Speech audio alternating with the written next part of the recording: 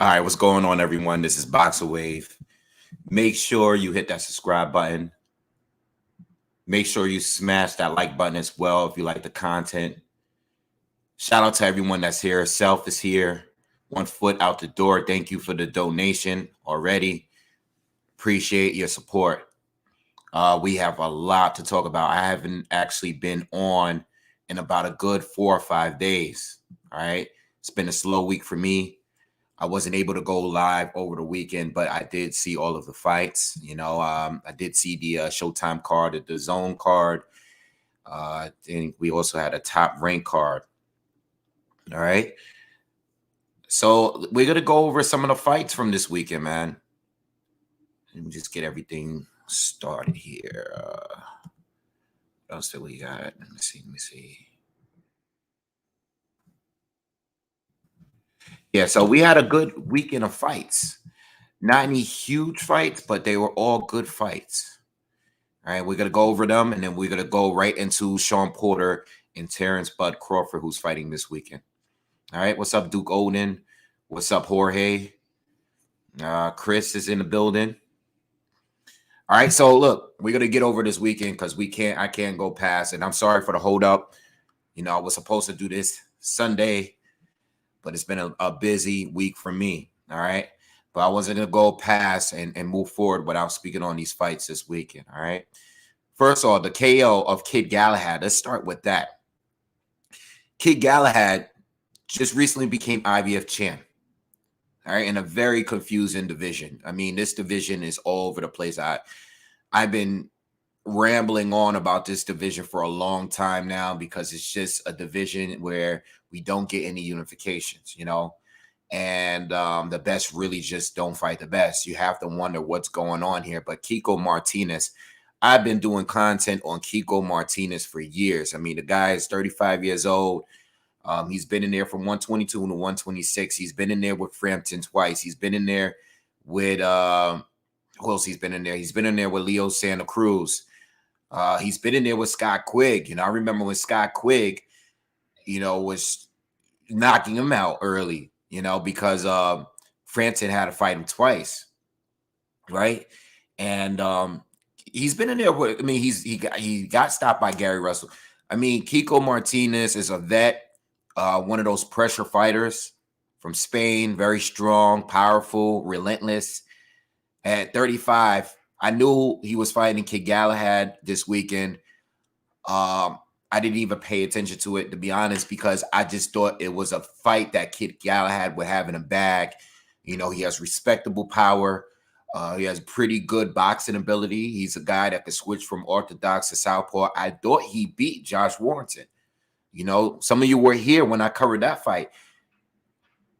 I was shocked when I saw the knockout, and I was even more shocked because it wasn't like he was getting outboxed and then he eventually got knocked out. Galahad was outboxing Kiko Martinez. He even stunned him a couple of times in that fight. And for him to get knocked out in devastating fashion the way he did was crazy to me. He got hurt, I think, the end of the 5th round. He was saved by the bell. And then he came out, and I think the very first punch that was thrown, he got KO'd. I mean, that was crazy. You watch fights like this, and you watch fights like the Baumgartner fight with Terry Harper. I'm going to speak on that. And you got to say, this is why these boxers are very cautious on who they face. This is why they are very calculated. And sometimes it's not the boxer, sometimes the promoter or whoever is running or, making the moves and decisions for these boxers, the manager, the promoters, the networks. This is why they're so careful and they properly place fighters against other opponents, because look what happened on this card. Kiko Martinez wasn't even supposed to be a real threat. And look what he did to an undefeated, younger Kid Galahad. It was just crazy. Joel said Pitbull will give Tank a true test. We'll see. I don't believe so. I actually believe that Pitbull is tailor-made for Tank. That's not taking anything away from Pitbull, because I think he's a good fighter. And I think he's a fun fighter. And I think his pressure is very effective, but not against Tank. You know what I'm saying? So we'll see. We'll see when that fight goes down. I actually think Rolly Romero was a better opponent for Tank because of his awkwardness. I think he was actually more dangerous because of his power and how awkward he is. Pitbull, I think it's going to be tailor-made for Tank Davis. I think this is actually easier and a step down from Tank's previous 2 fights. All right, just in my opinion. All right, but we'll see. All right, so let's move on. Let's talk about Alicia Baumgartner knocking out Terry Harper. Now, I know this was a big upset because Terry was undefeated, you know, and it was just on an upset card. But I don't think this was as big as an upset as it made out to be. I think the knockout was just shocking. It was she knocked Terry Harper out on her feet. Alicia Baumgartner was just way more superior of a boxer, you know. And if you saw the Natasha Jonas fight with Terry Harper, which was her real first true test, you'll see that Harper was stunned and she got hurt a couple of times. And there's people questioning whether or not that was even it was a draw. But, you know, I remember watching that fight live, and, you know, Jonas gave her trouble in that fight. And she countered her well. She timed her well.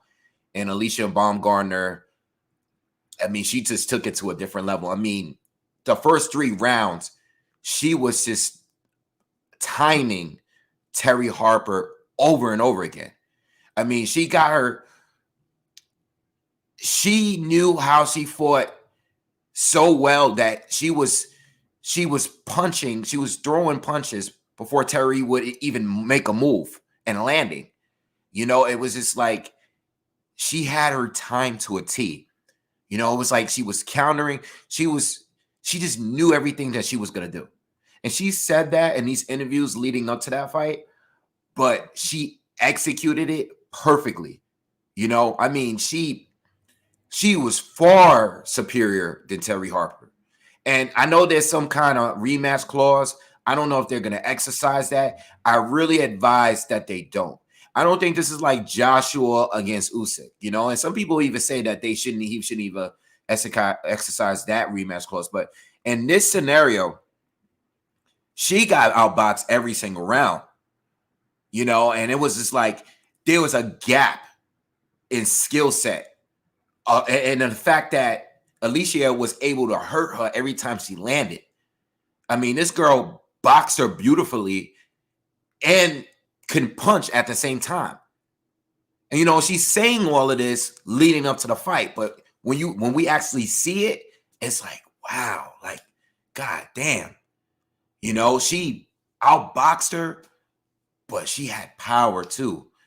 And she completely exposed Terry Harper. I mean, basically, problem with Terry, I mean, she was fainting, you know, but she was just always coming straight in. And if you watch the Jonas fight with her, it was the same thing. She was always coming straight in. Where you got Alicia, who's, you know, she's using angles, you know, she's pivoting and turning her and countering her. She's staying off the line. I mean, it was just levels.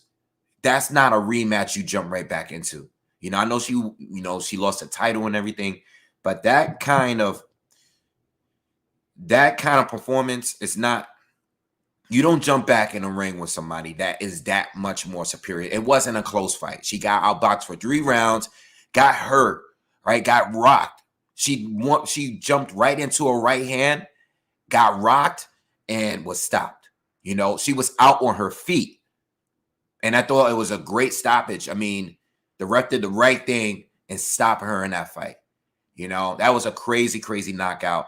One of the better knockouts of the year, to be honest. That was a crazy, crazy, crazy knockout. All right. But yeah, man, good, crazy. Now, close we got. We had David Benavidez. All right, him and his brother fought on Showtime. I didn't watch the whole Jose Benavidez fight. I didn't watch. I know there was a draw. I watched some of it. I kind of turned it on towards the end. All right. But I did watch the David Benavidez fight, and David did what he had to do. You know, Kyron Davis was a fighter that We seen him give a tough scrap to Anthony Durrell earlier this year. All right, so he was a replacement fighter because Jose Uzcategui was supposed to be fighting David Benavidez. All right, Jose popped dirty on some drugs, and that fight was canceled. David Benavidez looked good. I mean, he looked as good as he normally does, you know. But this is a fight. The outcome of the fight was expected. You know what I'm saying? At this point, David needs to fight an elite fighter. I know that he called out Canelo. He called out Jamal Charlo. All right. Those are the fights that we've been talking about for a minute. Hopefully Canelo fights him. I would like Canelo to fight him only because I want to stop all the talk of him ducking Benavidez. You know, when he was at 160, a lot of people believe that he ducked Andrea, right? He moves to 168. Now a lot of people feel that he's ducked Benavidez. So I think that Canelo should fight Benavidez. He doesn't have to. But, you know, if he doesn't fight Triple G for a third time, if he doesn't fight Charlo or Andrea, or he doesn't go up to 175, Benavidez is there. They could do a whole Mexican thing in May 5th, Cinco de Mayo, and that'll be a good fight. I mean, that's all I really got to say about that. Benavidez looked good, but he looked exactly the same. He was dominant, and, Kyron Davis showed a lot of heart. He was a tough dude. It's not like he got knocked out. He got stopped. But he really didn't have anything for David. You know, David is big. He's strong. He can bang. He can trade. He can box. He has speed. And the reason why I like the fight with him and Canelo primarily because it's going to be the closest thing that we got in a Triple G rematch. Because David is a guy that he could box on the back foot, but he likes to come forward. He likes to pressure. You get what I'm saying? And the way I look at Benavidez versus Canelo is Benavidez is going to be coming forward and Canelo is going to want to come forward too.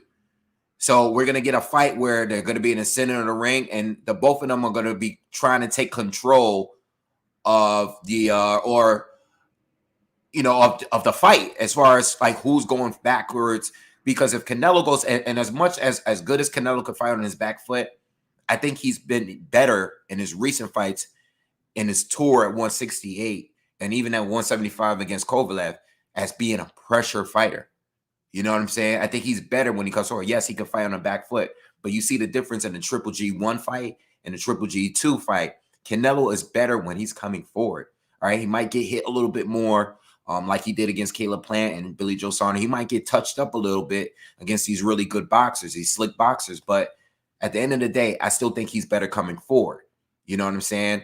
And commanding being a ring general, being a ring general. And that's what we're going to get. You got to have Benavidez that's going to be holding his ground. He's going to be the one that's the bigger man that's going to try to walk Canelo down. And Canelo is going to be the smaller man, but he's going to be trying to walk down David Benavidez. You know what I'm saying? So I think that's a great fight.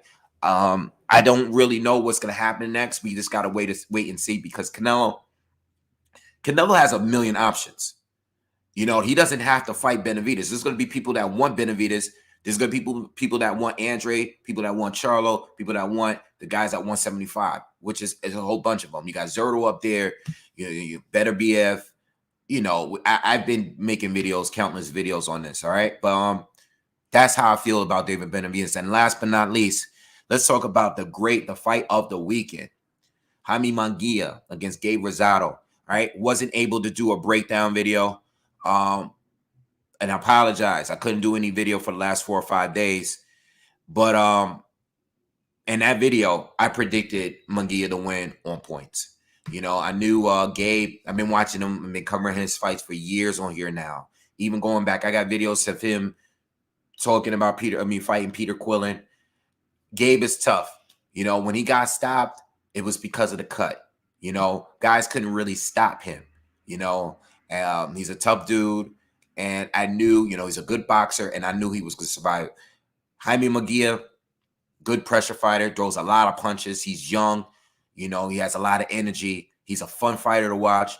But I knew he wasn't going to do enough against Gabe Rosado. If Gabe could survive against, even Triple G couldn't actually knock him out. David Lemieux, who was had real power at 160, was putting a lot of pressure on him, was landing a lot of hits. He couldn't even really put Gabe Rosado away, you know. And I knew that Jaime Mangia was going to come at him, but I knew Gabe was too tough. You know, Gabe landed some good counters and stuff, but Jaime Mangia, too many punches landed. And the way in that fight, I felt like in those middle rounds, it would be Jaime Mangia will be winning the first 2 minutes of the round, and then Gabe would finish strong. And it went like that for like several rounds. I don't remember which round specifically, but a lot of those rounds, it was like the first 2 minutes, it was all Mangia pressure and throwing a lot of punches. Then when he started to slow down a little bit, that's when Gabe Rosado started to land some counters, you know, started to land some combinations, you know, landed some overhand rights, landed some big shots to the body.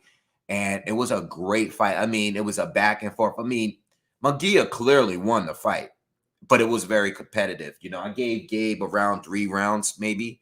I gave him 3 rounds in that fight. I thought he finished the 12th round. 3, 4 rounds tops. I think even 4 rounds is stretching it, but I think 3 rounds is fair. It was a good battle back and forth. All right. You guys are going at it. You guys are going at it here. I'm reading some of the comments. You guys are talking about Porter. You guys are ready for the Porter and Terrence Bud Crawford fight. I'm ready to, and I can't wait to start talking about it. And I can't wait to do the breakdown. All right, and put that out. All right, but yo, Jaime Mangia, this is the thing. Golden Boy has done a great job at not only pushing him, but they've been very calculated on who they put him in there with. You know what I'm saying? Going down to 154, getting a title opportunity with Saddam Ali, coming off of the win against Cotto was perfect. All right, you had a 147 fighter and Saddam Ali fighting against a real true 160 fighter against Mcgee. I mean, Mcgee is a big middleweight. It's a big middleweight. You know what I'm saying? So him fighting at 154, he picked up the title. He won a couple good fights. He beat Liam Smith. He moved up to 160. All right. I thought the fight against Dennis Hogan, all right, I thought he got a gift in that fight. All right, Dennis had some good counters and stuff, but he's been improving. He's still improving. You know what I'm saying? He still gets hit a lot. All right, but he has a tough chin. You know, he's battle ready. He's tested. The only issue with him at this point is, he should have been mandated to fight one of the title holders already. You know, when you look at his resume, him coming up and moving up to 160 as a champion, you got to wonder, why hasn't he been mandated to fight a Triple G or Jamal Charlo or Demetrius Andrade? He's a part of all of these sanctioned bodies. You know, I get kind of disappointed because I do think he's ready, and I think it's possible he may fight Triple G. I know Triple G is probably looking for the 3rd fight with Canelo. If he doesn't get that, and if Triple G wins against Miata next month, I'm sorry, not Miata, Ryota. If he wins next month against Ryota, I expect Triple G to either fight Canelo for a 3rd time or fight Mangia. I think if Mangia has a chance of beating Triple G ever, it's a 40-year-old Triple G. I think he has a great chance of beating him now, and it's only because of the youth, the volume that he has. All right? So I just like when I hear him call out Derevyanchenko. Yeah, I have a serious problem with that because Derevyanchenko has lost his last 2 fights. He's not active. And he took a lot of punishment in his last 2 fights. Losing to Jamal Charlo, he took a lot of punishment from a puncher. All right?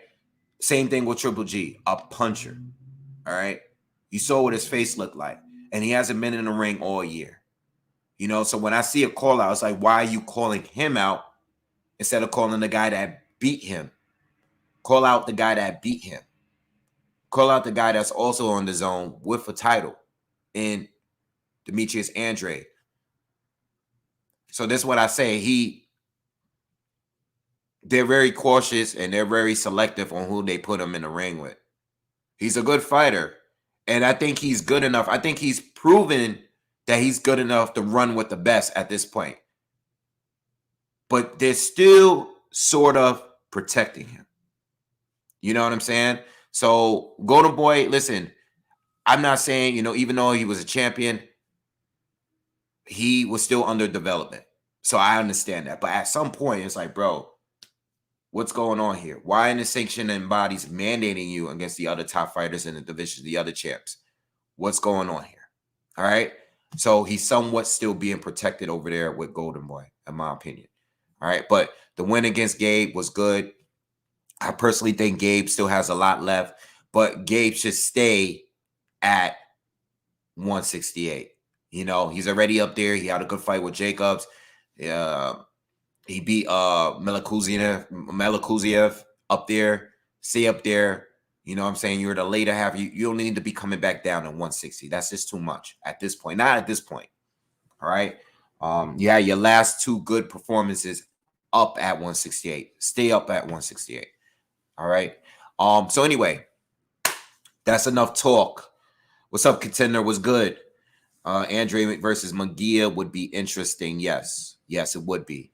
And this is what I'm saying. Mangia at this point has proven that he can run with the top dudes. It's no other reason to keep putting him. I don't want to see him fight Derenchenko at this point. You know what I'm saying? At this point, I don't want to see him calling out Derenchenko.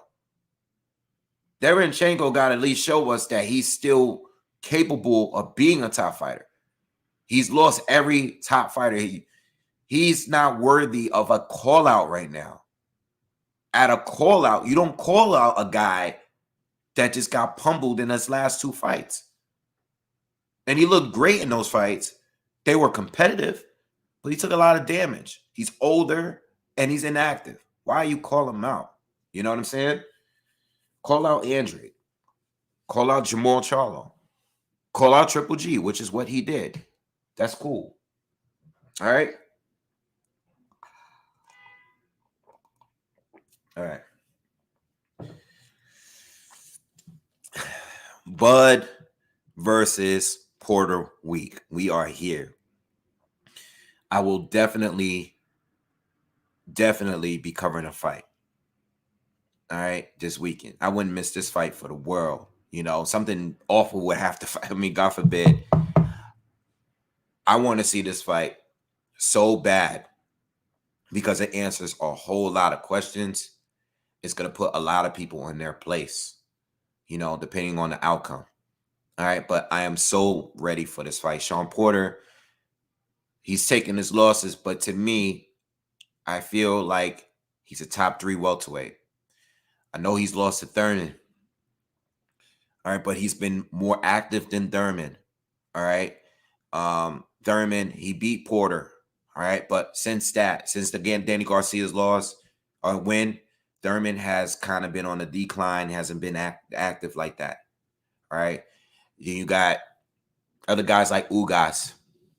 Porter has a win against Ugas, a close fight, but he has a win over Ugas. All right, he has a win over Danny Garcia. So I feel like on paper, Porter is top dude up there. He's a PBC fighter. All right. This is going to be not for nothing. This is a pay-per-view. Does it need to be a pay-per-view? No, I don't believe it needs to be a pay-per-view. I don't believe 90% of these fights need to be a pay-per-view. But I'm glad Porter is taking this fight because, I was doing some thinking. If Porter didn't take this fight, we would really never know what's up with Bud because there was nobody else that was going to fight him. Thurman was not going to fight him. Danny Garcia was not going to fight him. Spence is not going to fight him. These guys were not going to fight him. You know what I'm saying? And Porter, even though he's ranked high in the WBO, Porter didn't have to fight him. Porter would have been able to not fight him, and people would have still kept saying Bud Crawford is not fighting anybody. You know what I'm saying? He's not fighting anybody at welterweight. All the people about that, I'm not one of these people that slanders Bud for his resume. All right. I think it's actually bad when we slander these undisputed fighters' resume. It's just ridiculous. I don't even know why. We got to stop slandering these fighters that are undisputed. I mean, it's ridiculous. If you're undisputed or you're unified, I'm not saying you're above criticism, but the way that Bud Crawford gets attacked for being an undisputed champion, a 3-division champion, is ridiculous.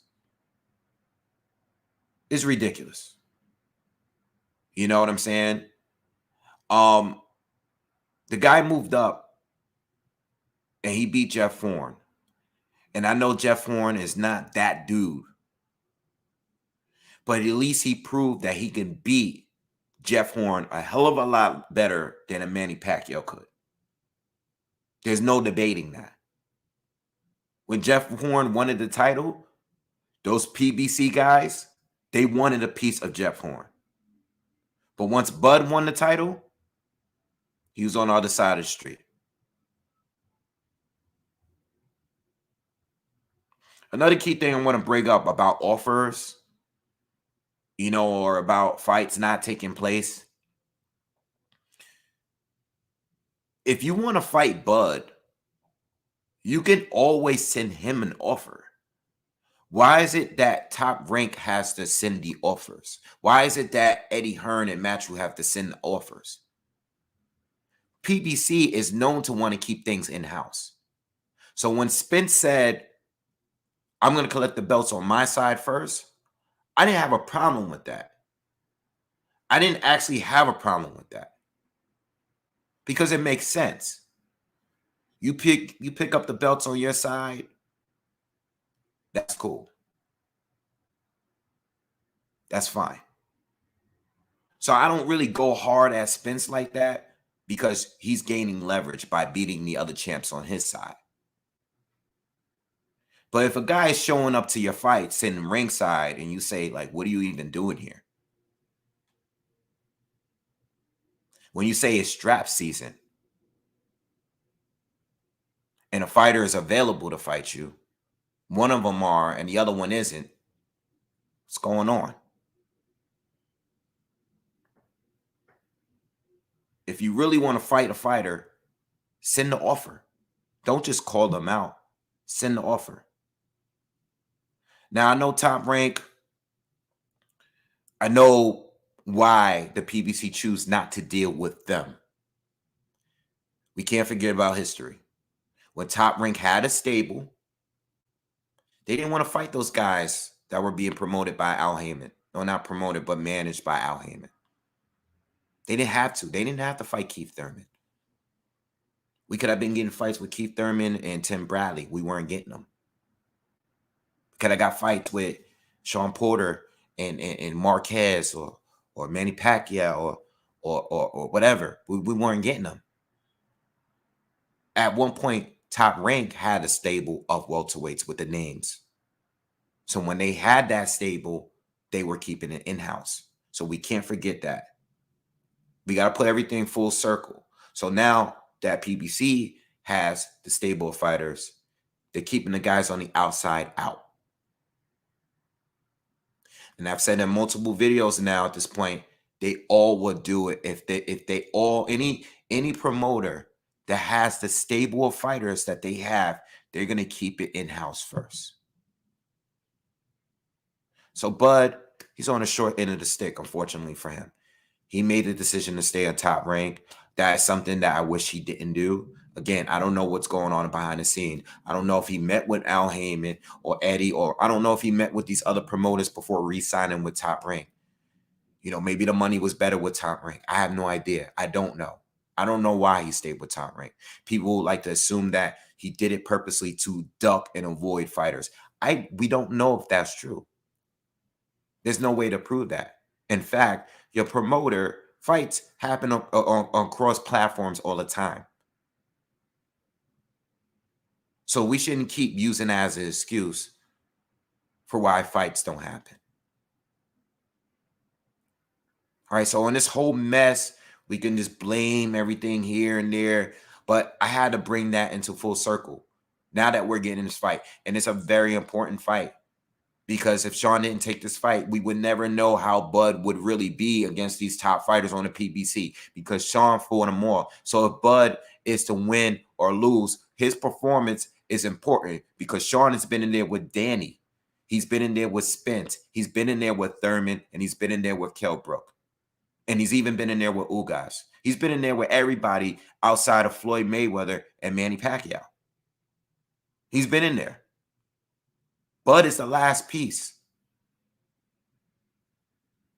So if Bud goes in there and performs against Sean better than any other fighter did, it's going to say a lot. Now, you're going to get the people, and some of them are already saying it, that's going to be like, well, Sean hasn't been the same since he lost to Spence. People are going to say that.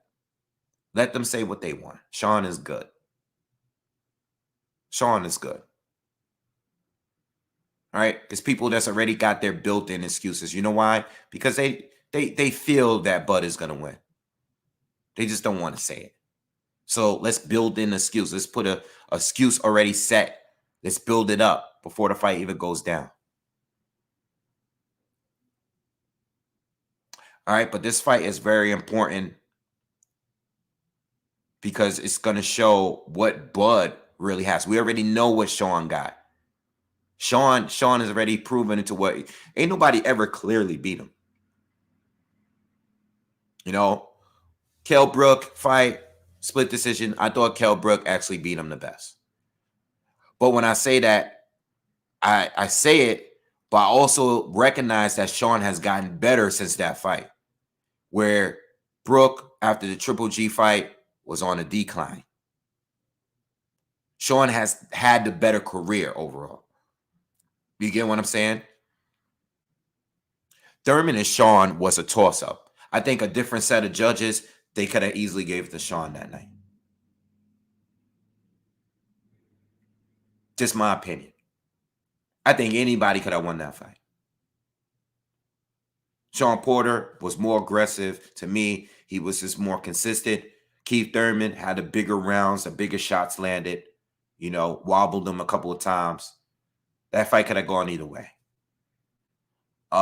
Spence and Porter, another close fight. Another close fight. I personally think Spence won the fight 7 rounds to 5. Plus, you got to add the knockdown. Spence got it to me. You know, the night of, made a video, Spence got it to me. It was close. Some people think Sean won. I personally think Spence won. Spence landed the cleaner, harder shots to me again. And I think that was, if as close as I thought it was, I thought the Spence fight was more clear than the Thurman fight. I thought the Thurman-Porter fight was a harder one to call. I think that was a closer fight, in my opinion.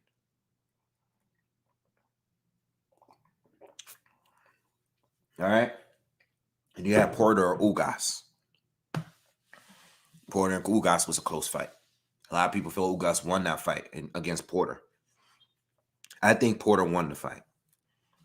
I thought he won it 7 rounds to 5. But there was some swing rounds in there. So I think that could have gone either way. That could have been a draw. You know, I think a draw would have been probably the best way to score it because I don't think there was a true winner in that fight. I scored a 7-5, but it was just too many swing rounds for me. I hated to try to score that fight. You know, tough one. I think Spence is going to bring the best out of Terrence Bud Crawford. But I also think that Porter is going to take a different approach in this fight. You know, a lot of things I'm going to probably say that I'm going to say in a breakdown. But when I say that, I mean, I think Porter is more about volume, speed, and just consistency. Keeping that pressure going round by round by round. Don't ever let up. You know what I'm saying? he rarely takes rounds off. I also believe that he's going to be trying to put more power, and he actually is going to go for the KO. I know they've been saying that. I think that him and Kenny are fully aware and prepared for the skill set of Terrence Bud Crawford. All right. And I think these guys are going to prepare to try to knock out Bud and catch Bud. Bud does get caught at times. And I think Porter, who is not the biggest puncher in the world, I think Porter, instead of just throwing as many punches as possible, I think he's going to focus more on trying to land the bigger shots in between the exchanges. All right. I think he's very aware that he's not going to just be able to outbox or win on points against Terrence Bud Crawford. And this is why they're saying that in these interviews, that they're going for the knockdown. I think they're letting us know. They're not telling us the full game plan, but what they're saying makes sense to me. Kenny and Sean are fully aware of what's going on here. So even if you think Bud is overrated, or if you think that he's not going to win this fight and the pressure of Porter will be too much for him, even if you believe that, these guys are going in there to try to land something big. In my opinion. I could be wrong. We got to see what happens Saturday night. All right. But it should be a good fight. I think it's going to be Crawford's his boxing ability against Porter's pressure. I just think all the strengths that any other opponent that faced Sean Porter, I think Bud has all of those strengths, and he can do it better than these other guys. I think he could do it better than Brook. I think he could do it better than Thurman. I think he could do it better than Spence, in my opinion. All right. But we'll see. We just got to wait and see, because the Porters are preparing and prepping and for this specific opponent who they're very familiar with. You know what I'm saying? I love the fight, though. Hopefully the winner, and it'll be a big win for Porter, too, because if Porter is to win this fight, this will be the biggest win in his career. So it does mean a lot to him. We can't put everything on Bud. This will be Porter's biggest win if he is to win this fight. It will be his biggest win. All right.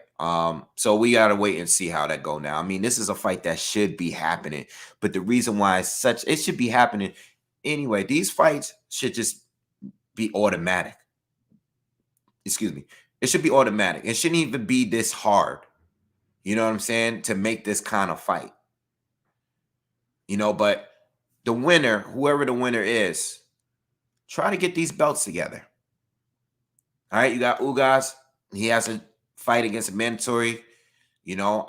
Spence is kind of waiting around. We're waiting to see what's going to go on with Spence. Maybe they can work something out where they can actually unify without having to deal with the mandatories.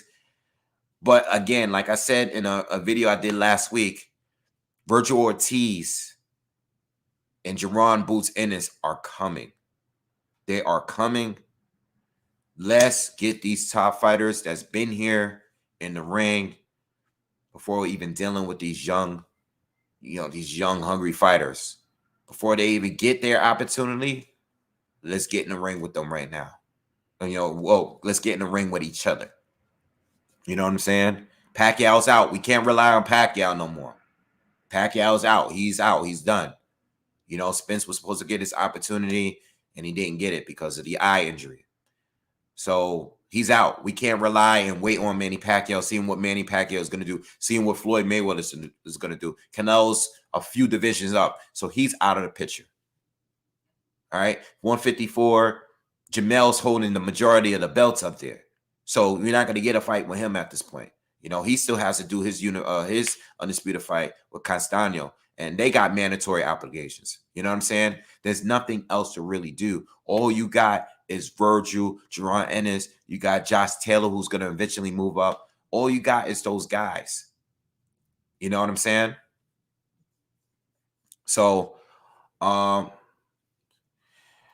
I agree with you. Jorge says, to me, Ennis is the main threat to these guys. He's the real deal, man, and I agree. I think he's the biggest threat. All right. Virgil Ortiz, he's a big threat too. But I don't quite think he's better than a Spence or Bud yet. I want to see a little bit more. Not that I don't want to see it. No, I don't even want to say that. Because then I'll be implying that he's not ready. It's not that I don't think he's ready. I just wouldn't be picking him to beat those guys yet. And I might not even be picking Ennis yet neither. But Ennis looks like a bigger threat to me. You know, just based off his athleticism alone and his power and his size, the way he moves could be dangerous for any of these guys. In comparison to Spence, I don't think Spence can really outbox Ennis right now. I think Spence would have to really dog him and pressure him, make him uncomfortable, which he's capable of doing. You know, we would have to see the Spence that we've seen in the Kell Brook fight, in my opinion. And when it comes to Crawford, I think Ennis could do a lot of things that Crawford could do, but I don't quite think that Ennis is smarter than Crawford. I heard him made a comment about him being smarter than Bud. I don't think he's smarter than Bud. All right. I think he's very capable of doing a lot of things that Bud can do. But they both, even though they could switch from orthodox to southpaw, I think they both do it very differently. All right. But I would think Spence would have a better chance of beating not Spence. I would think Ennis will have a better chance of beating Spence than Crawford. But I think he's dangerous for both of them already. You know, I think Ortiz would be a great fight for both of those guys too, but I don't think he's as dangerous as Ennis right now. I think Ennis is more dangerous to me, you know. And I like Josh Taylor too. I think Josh Taylor is very, very good, but I don't think he can beat Terrence Bud Crawford or Errol Spence. I think he's very, very good, you know, and I think he is another guy that's very capable. You know, I would love to see Josh Taylor against Virgil Ortiz, you know, Virgil Ortiz against Ennis. I would love these guys to fight each other. You know what I'm saying? Throw Regis Prograis back in the mix too, because he lost to Josh Taylor, but it was a good competitive fight, you know. But we just gotta wait and see.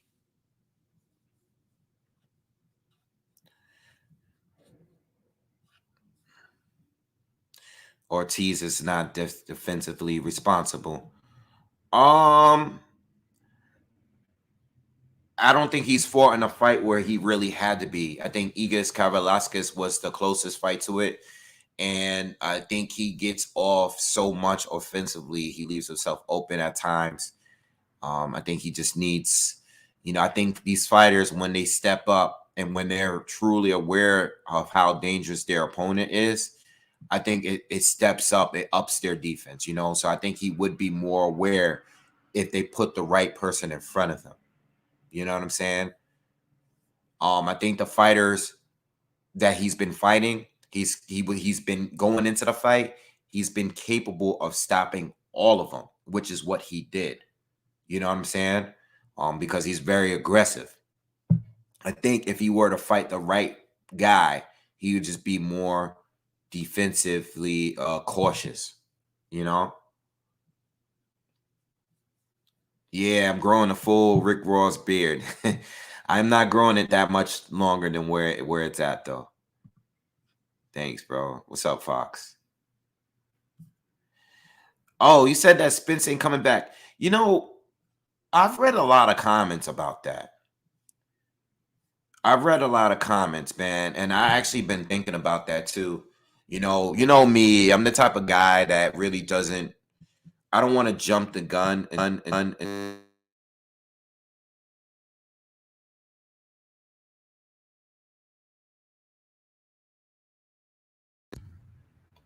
All right.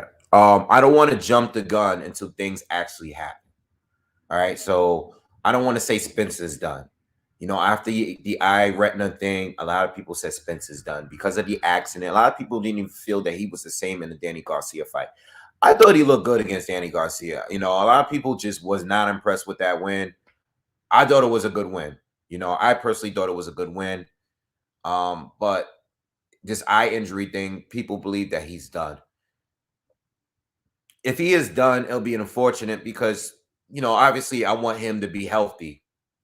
But as a fight fan, I'm disappointed because we didn't get the fight, the real fight with him and Bud. You know, so hopefully he is okay. You know, hopefully we can still get more fights from him, you know, but we'll see. You know, I mean, he said that he wants the Ugas fight, you know, so I mean, he's still talking like he can fight still. So we just got to wait and see. We got to wait and see. You know, I don't want to jump the gun. Who do you guys? So you guys that's here. Who do you guys got winning the Crawford and Porter fight? Let me know what you think in the comments. Who's gonna win the fight and how? Is it gonna be a decision or is it gonna be a knockout? Who do you guys predicting to win this fight and how? Let me know in the comments.